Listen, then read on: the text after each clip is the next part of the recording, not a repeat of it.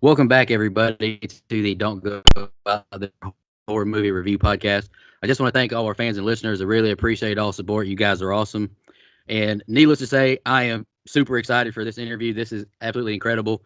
We are joined today by another legend of the business with credits ranging over 3 decades, most known for his roles in Far and Away, The Hit List, and his latest portrayal as The Shape, Michael Myers himself in Halloween 2018, Halloween Kills, and the upcoming highly anticipated Halloween Ends, Mr. James Jude Courtney. Thank you so much for joining us today. It's a huge honor for us. How are you doing, sir? Oh man, I'm doing great, and it's an honor for me to be here as well. I really love it. Oh, man. Whew. All right. Let me shake these nerves off. All right. We just like to get things started usually by asking what it was that got you into acting. You were classically trained as well, from what I understand. Well, I knew in fourth grade, I had epiphanies in fourth grade, and one of them was I was going to make movies for a living. So it wasn't like I dreamt about it or I put posters up in my room or anything. I just knew that's what I was going to do. Like, my mom and dad loved me. I knew I was going to go to college because that was expected of me. But I just knew that I was going to make movies. So in fifth grade, I picked up my daddy's camera, an old 8 millimeter tri-lens Kodak camera, and started making 8 millimeter films.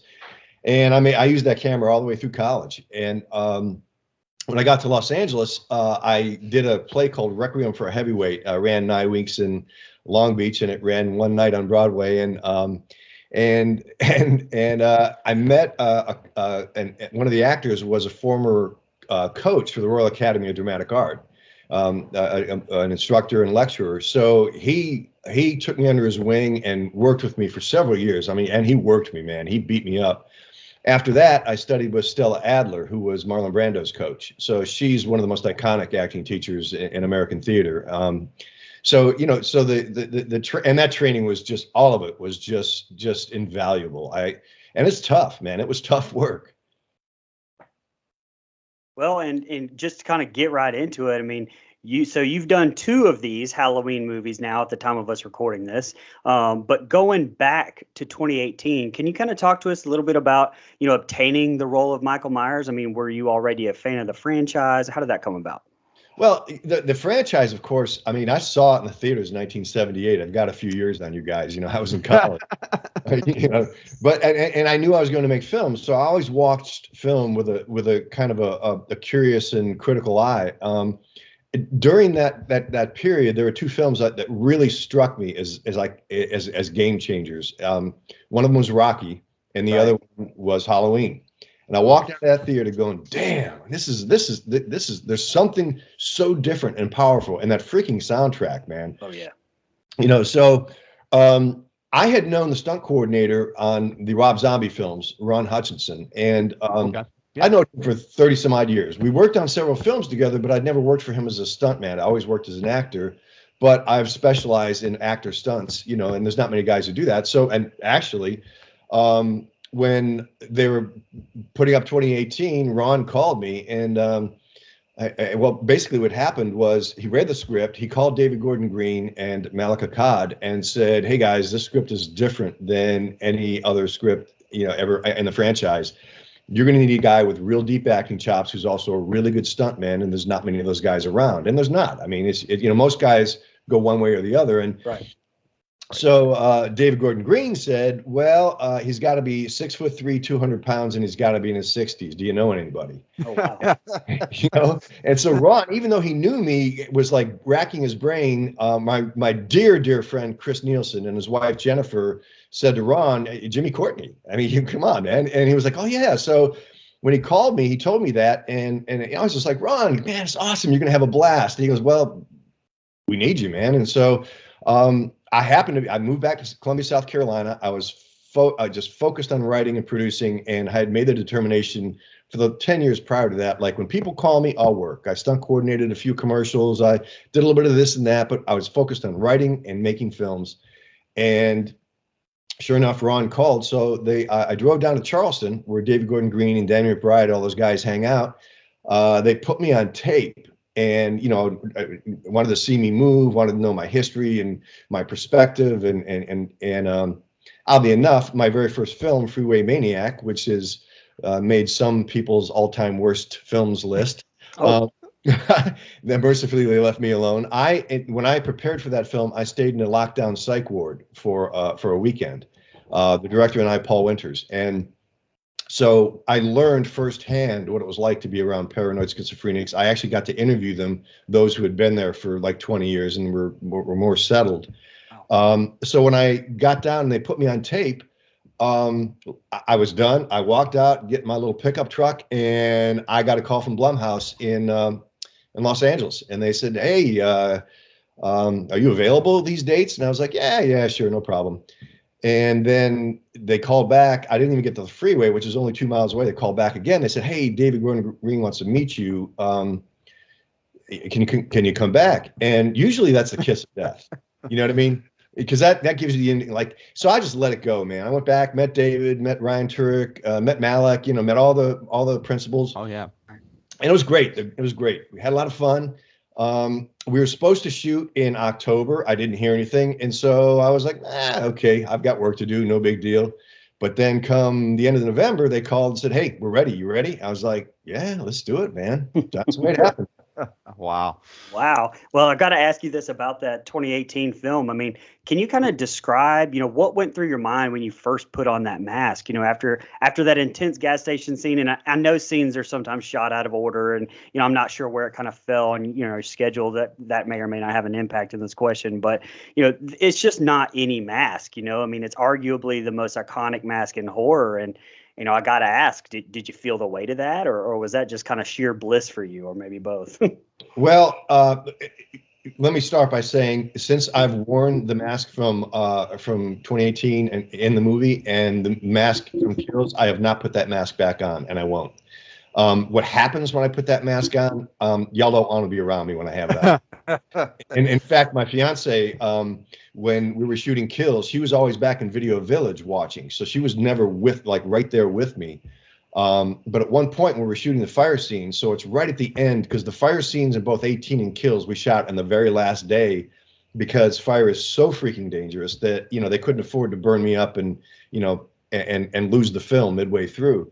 Right. So at a certain point, we needed to grab a shot really quick, and so Chris Nelson, I can't put the mask on myself. Christopher Nelson has to do it. He's the special effects makeup artist who created the mask. He comes over and puts it on. So he rushed it over, like the rush, comes over and puts it on. And all of a sudden, Sarah was like, "Oh my God, this doesn't feel good." Like, she needed to get away. I mean, So the first time I ever put it on, we were rehearsing before we even started shooting 2018. Chris Nelson had just flown in from Los Angeles with the masks, had him in a beautiful, like, leather Halliburton. So, David and Danny McBride and Ron Hutchinson and Mike Simmons, the cinematographer, and Chris Nelson and I went back to a back room because we were on a practical location. We were in somebody's house. Went back to a room where nobody could see us. And so I stood there. Chris pulls the mask out. He puts it on me, and everybody around me did a collective, like there was a guttural moan that came out of him. And y'all, it was like this. It was like the circuit connected. It was like, boom. Like that. I'd already created the character, so in the scenes where I'm not wearing the mask, I'm still in the same place. But dude, when that mask goes on, it's not me, man. It's not me, which is why I will not put those masks on. I mean, unless someone pays me a lot of money. Right. Completely understandable. You talked a little bit about the '78 film having an impact on you when you were in college. So can you talk a little bit about the scene or the scenes in 2018 where you and Nick Castle were both kind of able to be Michael Myers on screen, in the same movie, how that came about and what that meant to you as an actor and fan of that film? Oh man. Well, first of all, Nick came in about 3 weeks into shooting. We'd never talked about I'd never met him, never talked to him. When we met, we were like brothers from another mother. I mean, we are such good friends. Literally, he and his wife, Sarah, and I are planning a vacation in Europe next year. I mean, that's awesome. This coming summer. I mean, we are really good friends. We talk every few weeks on the phone. We're constantly texting back and forth. So we were hoping that there would be, because we didn't know which scene was going to be, because the thing is that mask is built to my face. Right. And so anybody else puts it on, it's going to be distended, or it's not going to look right. So it couldn't be a close up. So we were hoping for a moment where Nick really could metaphorically and spiritually pass the baton to me. Right. And it turns out that it was the scene, where Laurie Strode pulls up, he's standing in the window, and that was a long shot, so he could put the mask on, and it didn't, it wasn't distended. But at a certain point, then in that same scene where we're inhabiting the same scene, the mirror is shot out. That's me for two reasons. One, it was close, but more importantly, Heath Hood, the special effects guy, who's freaking amazing, he was shooting that projectile from about 12 inches behind me and 6 inches to the side of my head. Oh, wow. So that projectile went right by me and broke the window. And that's not a place you want to put Nick Castle in. But I kind of, I live for that stuff, man. I live for fire. I live for fighting. I live for being that close to danger. So it was really special. Really super special. And now flash forward to Halloween Kills. He did shoot a scene. It never made it to the film. Right. So he's not in Halloween Kills, but he is the breath. So he does the ADR. He does that. So I think beautifully, spiritually, he is still breathing life into the character that he and I both got to inhabit. I can hardly imagine you two on vacation together. You guys should wear the mask and walk into bars together. That'd be hilarious. Two Michael Myers walk into a bar. That's a great joke. Hey, man, if you wanted to sign the check and it don't bounce. Okay, so you've had the opportunity to work with a ton of directors, even Ron Howard, throughout your career. How does working with David Gordon Green kind of compare to some of those other experiences? I mean, I've heard nothing but complimentary things about DGG. So but how does that kind of compare to your other director? Man, I mean, he is so head and shoulders above every other experience I've ever had. And and on a film set, it starts at the top. And so, and again, Ron Howard is a wonderful director. He's very clear. He's super generous. He's very loyal. But nothing compares to the sandbox that DGG creates. I mean, he elicits and solicits creativity from anybody and everything that he possibly can. He creates the safest space to create that I've ever experienced. And he's so incredibly loyal. I mean, when you go onto a set, I mean, I can't even tell you how many people he's brought from the North Carolina School of the Arts, where he and Danny McBride went to school. I mean, it's been a pipeline from that school into Rough House. He brings people back after show, after show, after show. He knows how people work. And then, you're there, like, he'll be rewriting a scene right in the middle of when we're rehearsing it or we're trying to shoot it. And all of a sudden they go, this is not working. He sits down and then he'll look over and go, hey, Shape, what do you think of this? Or he calls me Shape while we're working. Hey, Shape, come here, look at this. What do you think? But he does that with everybody. And what that speaks to is first of all, how incredibly secure he is in his talent and his person. And it also speaks to the integrity that man has. I mean, there is nobody like David Gordon Green. I'm so grateful that I got to have all the experience I've had, and then finally end up working with a master like David. That's amazing. Oh yes, sir. That's incredible. I've watched some interviews with Jamie Lee Curtis. She said the exact same thing about David Gordon Green, just how fantastic he is to work with. James, this is kind of a hypothetical question, but we reviewed Halloween 2018, at the beginning of 2020, and we had a good discussion about this. But the opening scene with the podcasters, where the mask is like held out to you, and the rest of the patients seem to, freak out. Did David Gordon Green convey what his intention was really with that scene? Was it to show something supernatural, or was it just Well, I mean, it's an interesting question. David Gordon Green has never really conveyed anything to me. The only thing we talked about in terms of character, motivation, anything, was before 2018. He called me when I was sitting on my couch, and he said, we talked about the character just briefly, and he said, I really envision this character moving very cat-like. And I said, well, that's great. My cat Parsival is on my lap. I mean, and I have studied his movement. I mean, it's exactly how I intend to move. And that's about as far as it went. We never talked about motivation. We never talked about how I would do anything. He left that up to me. And Now, if we needed to adjust space or place, that's pretty much what he did. But and this is what he does. He trusts part of his gift is casting. So when he hires the person to come in and play a role, he already knows what he's going to get. He's hired every single person because he knows they're going to give him exactly what he wants, and he sees it in them. He's just brilliant enough to create the space where that's going to blossom out of me and Jamie and everybody else. Yeah. So, James, can you talk a little bit about the flashback scenes and Halloween Kills? What went into the decision to have stunt coordinator Aaron Armstrong be the shape? And did you work with him on the walk, the movement, or anything like that? Because it's so seamless as far as how he looks in '78 and how you look in present day. As I understand it, they looked at over 200 people trying to find somebody who moved like me. So that, I mean, seriously. And well, it turns out Aaron and I have very similar spiritual experiences. I've done ayahuasca in the jungles of Peru. I've done African ibogaine with shaman. I've done North American native rituals. I'm a meditator. I've done a lot of work on myself psychologically, emotionally, spiritually, and so has Aaron. I have practiced of the several martial arts I've practiced. Aikido is one of them, and Aikido absolutely informs the way I move as the shape. It turns out that Aaron is also an Aikidoist. Okay. To Kung Fu and everything. So basically, I didn't talk to Aaron about. We didn't talk about motivation or where the character goes. We had a very spiritual conversation about the place inside of us that exists when we play that character, and then he didn't even. I mean, he had seen me move in 2018, but I didn't sit there and work with him because I talked to him in Aikido terms about movement, and boom, he got it. And I think he did an amazing job. I think he did a brilliant job. Absolutely. He's a humble dude, man. He is so talented and so humble. I mean, I hope y'all get to meet him sometime. He's an amazing guy.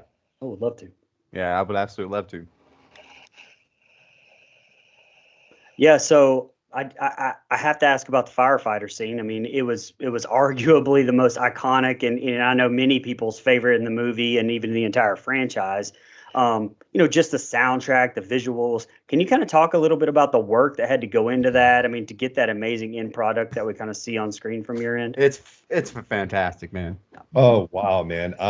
First of all, props to Heath Hood and his special effects crew. I mean, those guys are so on the ball, and I mean, they're just. I mean, so creating something that is that intense and that dangerous. And for someone like Heath to make it that safe, first of all, is really incredible.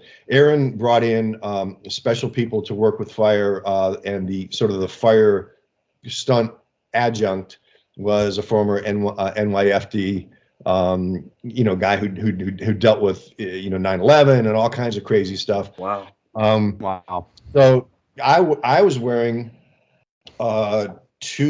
when I was walking through the burning house, I was wearing two Nomex suits soaked in fire retardant gel with a hood under my mask in fire retardant gel. The flames are so intense through the house that I couldn't open my eyes. Otherwise, I'd burn my eyeballs, and I couldn't breathe. Otherwise, I'd burn the epithelial lining of my mouth and throat and lungs. Wow. So I had to count the steps from the beginning until I got to the doorway. Once I hit the doorway, I could feel a rush of heat over my head. I knew I was there. Then I had to count the step. I could squint my eyes, but not really see. But since I couldn't look down, I had to count the steps to the edge of the porch and not fall off the stairs. Wow. So, we did 2 takes on that. And it was so hot, like when you're sitting in front of a campfire and your jeans get just burning hot and you Yes. get away. It was that hot all the way through. Golly. So I mean, the whole body was just burning, and then the Halligans are heavy, dog. And I'm just covered in water and gel, and I'm trying to hang on to that freaking Halligan. It was intense, but again, I mean, in those moments for a guy who does what I do, and any other actor stuntman will tell you this, those are the most peaceful, centered, grounded moments of my life. I mean, I think those moments of Dalai Lama needs to call me up and ask me how to find Nirvana. You know what I mean? Right. Well, I was going to ask you, and you kind of already answered this. I mean, I was going to ask you how much of that fire stuff, was some of the stunt guys, and how much was you, or even Doug Tate, your double. But it sounds like, I mean, you did the whole thing. Oh, I did. Doug Tate actually was brought in, and this is really important. He was brought in for whatever they needed to double me for. Like, for instance, I've worked with Tom Cruise. He always has a stunt double, but he does 99% of his stuff. But you got to have a double there. And so the only scene Doug doubled me on was jumping off the SUV. All right. Because, and it's a tough jump. All right. It was in the middle of shooting, so we couldn't afford a sprained knee or a sprained ankle or a compressed disc. And it's a blind jump. He couldn't look down. So, try jumping, 10 feet without looking down to see where you land. Right. Add to that that was going to be jumped right between dolly tracks. So you don't even know where you're going to land, and there's dolly tracks and lats and all this and all these shims around. Well, Doug jumped off and sprained his freaking ankle. So that's why. So Doug took one for the team. Man. But everything else, like the fire scenes in the burning building and everything, that's all me. And again, super hot. The tough part about that one was, the firefighters, stunt guys, the camera crew, everybody had masks and oxygen except me. Oh. I think I smoked about 80 packs of cigarettes that day. Oof. I mean, dude, it was tough. It was tough. I was hacking like a 9-year-old 2-pack a day smoker, man. Oh, Jesus. It was rough. Goodness, man. That's intense. But it was worth it, because that, like Brian mentioned, is my absolute favorite scene. I know me and Mike went and saw it on release night, and I got chills watching you walk out onto the front porch. It may be the best scene in the franchise, I got to say. I mean, in the it's entire my favorite, Halloween no doubt. Thanks. I thank you for saying that, guys. All I know is that it was so much fun. We worked really, really hard to make it what it was, and I mean, and those are brutal nights. I mean, brutal for everybody. And but again, David Gordon Green puts together a crew that is, I mean, so excited to be there. Time doesn't matter. Pain doesn't matter. Cold doesn't matter. Heat doesn't matter. Anything short of a rattlesnake bite, and I don't think that would stop anybody either. I mean, it's so it's really gratifying to know that what we worked so hard on has been appreciated by fans like you guys. Oh yes, sir, absolutely. Can you talk about differences in filming Halloween 2018 versus filming Halloween Kills? It definitely seemed more physically challenging in Kills with all of your extra fighting scenes, but were there any other differences, like maybe to your approach, or perhaps?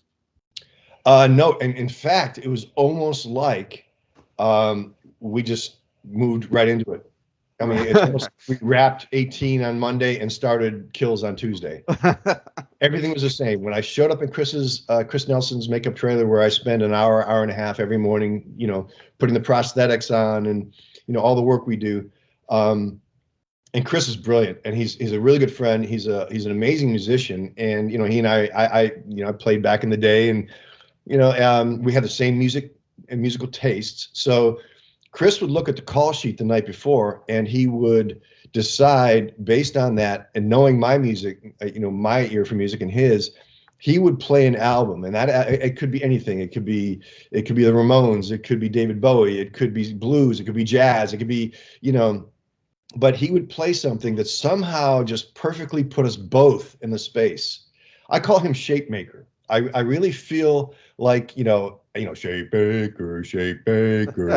Oh. So, he's like, I really feel like he co-created this character with me, because what he imbued that mask with. In fact, that mask, we brought Sarah and I got a little puppy and a little pit boxer chow mix. And so knowing this was going to be an alpha dog, we brought in a former canine officer to do some dog training. And Robert wanted a picture with the mask and me and the dog for his Facebook page. And so when I pulled the mask out, the little dog just peed all over the floor, man. He looked at that mask and just, but it does that, man. It does that. So when I showed up, I mean, it was the same people, I mean, the same crew, everything's the same. And so, and that's a continuity that David creates on purpose. In fact, he told me in a recent conversation, because I remarked on his loyalty, and he said that is probably one of the primary reasons for his success, because when he finds people who have as much passion and integrity as he does, he keeps them around. And then he's a true collaborator. So it felt exactly like 2018. That's awesome. Man. That is awesome. So I got to ask for a follow up. Did you sustain any injuries during any of the Halloween films or throughout your career? I mean, let's be honest, James. You were badass in Halloween Kills, but you took an ass whooping as well. That model. Man, so in 18, I had a bone bruise on my left arm because the young lady hitting me with the chair in the bedroom scene, the babysitter. Right.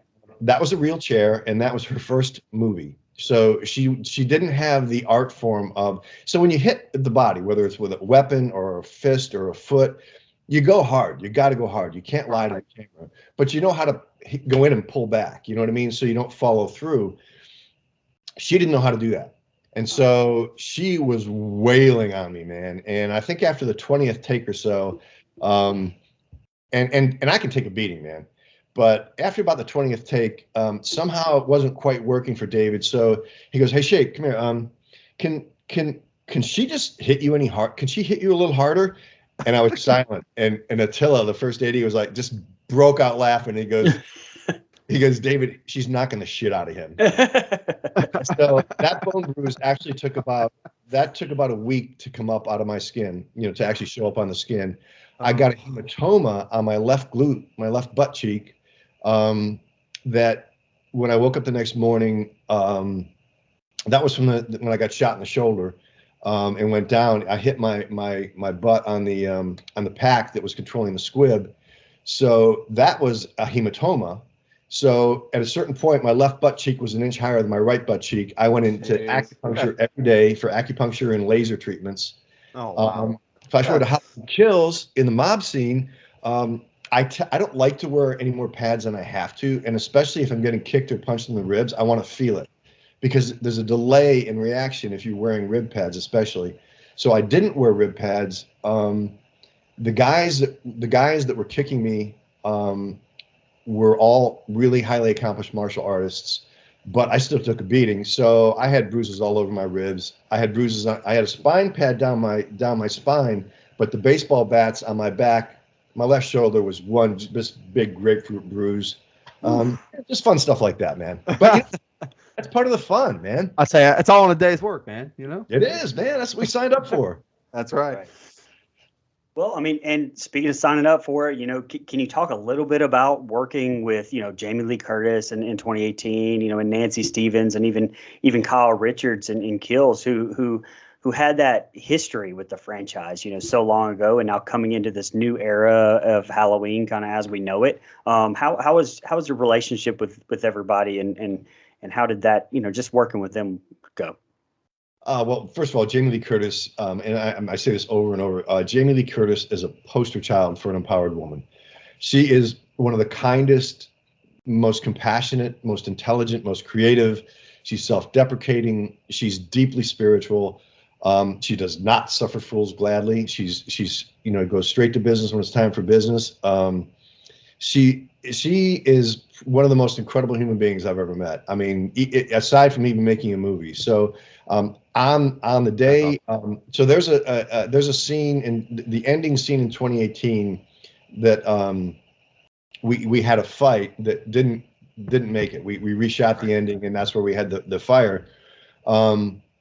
She's such an incredible athlete. I mean, she hit the ground like a pro, man, because we were rocking and rolling, man. I was slamming her.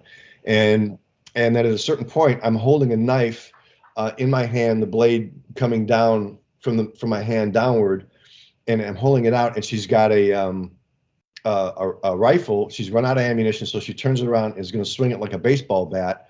And And I'm thinking this is a position you don't want to be with someone who's just an actor. You want to be with a stunt person who's really, really precise. And I'm thinking, oh, dude, this is broken up, man. This is not going to be good. 30 takes. She hit that blade at a full swing every single time. Wow. That woman is an incredible athlete. So that was superlative. Nancy Stevens, I've known her and Rick Rosenthal for a very, very long time. So my ex-girlfriend and I at the time, Sally, used to play tennis over at Rick and at Nancy's house. Wow. So and Nancy's mother, Evelyn, was, in her 90s. I knew her. She was an amazing woman, just like so. When Nancy and I saw each other on the set, we're like, oh my God, oh my God, oh God. It was so great to see her, and it was so great to kill her. It was so great to kill my friend. I mean, she deserved it. I'm sure Rick at some point in his life wanted to do it, so I did it for him. There you go. Like every husband and wife go. And Kylie, I didn't know her except from the movie, but she's just a professional and sweet as can be. She was afraid to hit me. She was afraid to hurt me, and I'm thinking, honey, come on, man. My sparring partner in college, Abby Bray, was a 280-pound super heavyweight. Joe Frazier picked him up. I mean, and he was I weighed $180. He weighed 280. Oh. So, an Abby Bray punch compared to a Kylie punch, nah, no problem. But I'll tell you a little anecdote about that. So David, when you hit to the face, like whether you're punching or swinging a baseball bat or whatever, because of depth of field issues, you put a camera behind the head and you could miss somebody by a foot, 2 feet, 3 feet, and you can make it look like you just knocked the crap out of somebody. Right. You don't want to hit somebody in the face or the head, first of all, because it's dangerous. And secondly, it doesn't play. It doesn't work for camera. But David wanted to see what it looked like with that pillowcase filled with rubber bricks. Rubber bricks are heavy. So Aaron and I went off to the side and we said, let's see what this looks like. And he's a very good athlete. He clipped me right across the top of the head just to see what it would feel like. And I went, boom. And I went, oh, that was an Abby Bray punch. And I was good, but he looked at me and goes, nah, man, we're not risking you. Not a chance. Wow. Because David wanted to see Kylie do it to see what it would look like. So, and Douglas Tate from the time he got there, was super respectful. He's like, dude, I don't want to take any of your scenes. I know you're a good stuntman. I do not. But I'm grateful to be here. If I get to work, awesome.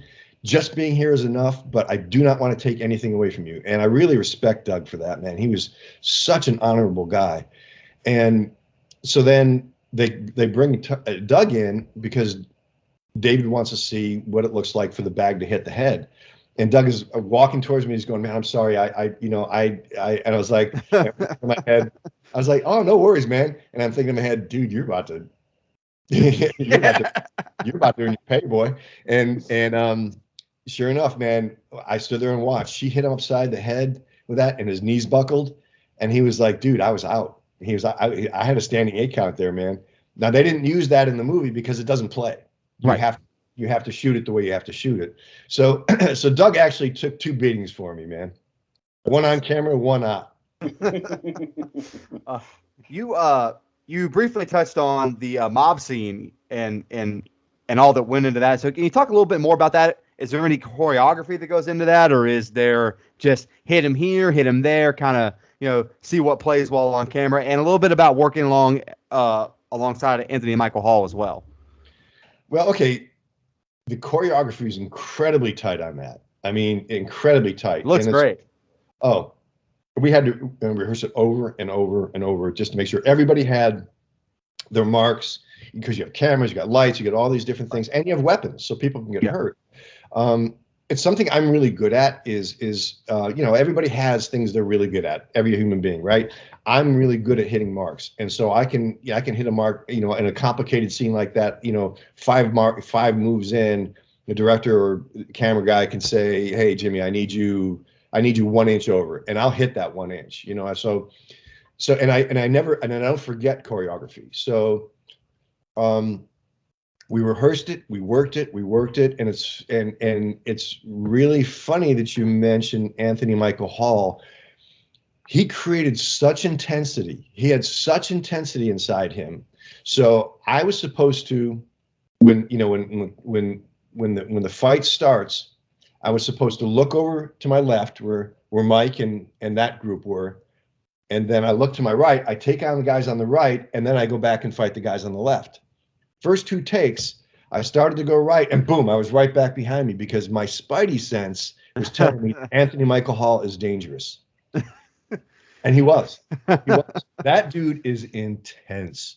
I mean, and we didn't talk during shooting. We only introduced each other, and then we just kind of, I kind of leave everybody alone because, they're dealing with the psychology of my character. So I just stay away from everybody. So it wasn't until after the film that, Mike and I got to sit down and have a conversation. I got to find out what an awesome guy he is, man. Just what an awesome guy. And it was great to work with him, man. He brought it, man. He brought it. That's awesome. So we see the Shape get up from that eventually, and kill Anthony Michael Hall and all that. So I have to ask, since we have you, what should we expect from the Shape in the next installment, Halloween Ends, which I believe here soon should begin filming, if I'm not mistaken. Yeah, it's filming soon. In fact, I am going down Thursday. David and I and some of the actors are going to be doing some work, and then wardrobe and all that kind of stuff. They'll be shooting. They start. I think in 2 weeks, and I start February 1st. Awesome. So, January, February, March. So yeah, we're ready to go, man. Yeah. I have to say, as far as where the story goes, clearly I can't tell you where. Right, of course not. Yeah, of course. What I can tell you is trust David Gordon Green. Okay. Trust him because, man, he's going to take you places that are going to spin your freaking head off. I mean, the dude knows what he's doing, and he has such a genuine admiration and feel for the fan base and respect for the fans. So it's truly in his heart to bring the fans what they want and what they don't expect. Absolutely. So lastly, this is just a little fun question we like to ask our guests, all the ones we have on. We kind of started this, I don't know, about a year or so ago, but the answers have been so different on opposite ends of the spectrum, funny, heartfelt, and then there's been some scary situations from some of these answers, especially from our female guests here. But we like asking it. You've been on the convention scene a little bit lately, especially since Halloween Kills. So we have to ask, what is the most standout memory from a convention that you could think of, whether it's a fan interaction or, anything along the lines of a convention, a story you could tell, good, bad, the ugly, everything in between? Okay. First of all, the convention experience is beautiful, and if someone hasn't been to a convention, I highly encourage you to go. It's an amazing place to people watch. Yes, it is. Horror fans are the nicest people in the world. They're courteous. They're patient. Yep. So that part of it for me, and it's the people that I get to meet are just so filled with love, so grateful to be there. So I've never had a negative experience, but I gotta say, women asking me to wear the mask and do nasty things to them. Oh wow! Is and it's happened a lot. I believe it. It's happened a lot, and so at first it caught me. I'm like, and so, how do you answer that? I mean, it's like that'll be $50. I don't know. But I mean, it comes from and I just I even honor the people who ask that question because it's genuine, and it's like, okay, you're entitled to your fantasy, So I'd have to say that, yeah. James, before we're getting ready to wrap up, I just got to say, I think you're an incredible Michael Myers. You're my personal favorite portrayal. Not that the other actors didn't do a great job. You're just my favorite portrayal. Quick fun question that just came to my mind. I saw a picture. I think you posted it a couple years ago. You and CJ Graham together. Yeah. Who's stronger between you two right now? Well, the dude's got about 40 pounds on me, man. So come on. Pound for pound. Man, I'll give CJ some respect, man. We both train hard. I mean, I train as hard as I did in college, and so does CJ. He clearly is kept he's kept strong and agile, and I got a lot of respect for him, man. He's a great dude, by the way. If you haven't met him yet, oh my God, what a wonderful human being. He is. Oh yeah. Now if we're talking about body odor, I'll go CJ. Yeah, we had CJ. He was one of our very first guests, and he was super nice, just like you are. It's a great honor to get to have two of the greatest actors to ever portray these iconic horror villains on our show. It's truly amazing. James, thank you so much for coming on. You're gracious enough to do a cameo for us, so fans can obviously find you there. And you have a bunch of information on jamesjudecourtney.net. Is there anything else you'd like to tell the fans where they can find you or support you in any way? Oh yeah, Instagram is probably the easiest. James Jude Courtney, and Twitter's James J Courtney. So yeah, I'm floating around there, and I haven't figured out the TikTok thing yet, but neither have I. Don't feel bad. I know. I think I'll wait for my next lifetime for that one. Yeah, yeah, same here. But it is so much fun interacting with the fans, and it's so genuine, and yeah, I get a few of those requests on Instagram too. So it's.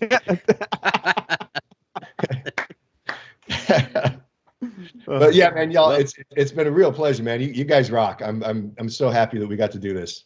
Yeah, absolutely. Thank you so much. Thank you so much for coming on.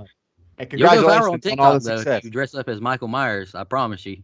Go out in public, you'll go viral in no time. No, that man said someone pay him to do it. I don't blame you. Yeah, no, I mean, I say that, but seriously, I mean, what happens to me when I put that costume on? I mean, because it's like Pavlov's dog, man. I'm conditioned. Right. Yeah. And David Gordon Green told me in 2018, he said he said he only worked with one other actor who could go as deep and dark as I go, and he said that actor ended up having a psychotic break and ended up in a psych ward for 2 months. Oh, Wow. So it's all these years of experience I have with working on my psychology and emotion and spirituality, all the shamanic work I've done, has enabled me to go to that place and then to leave it, and that's the important part. That's being able to fantastic. live it. Heath Ledger wasn't able to do it. Right. But then he had other issues. But Right. So it's really a sacred place. I feel part of my honoring this tradition, part of my honoring the franchise, part of my honoring the fans is not to make a mockery of it. To really embrace the specialness of it and to always hold that in my heart. And I'll always hold that in my heart. Absolutely. Well, thank you for that. Thank you so much. Yeah. It's been Thank great. you so much for coming on, James. We really appreciate your time. Yeah, man. It was fun.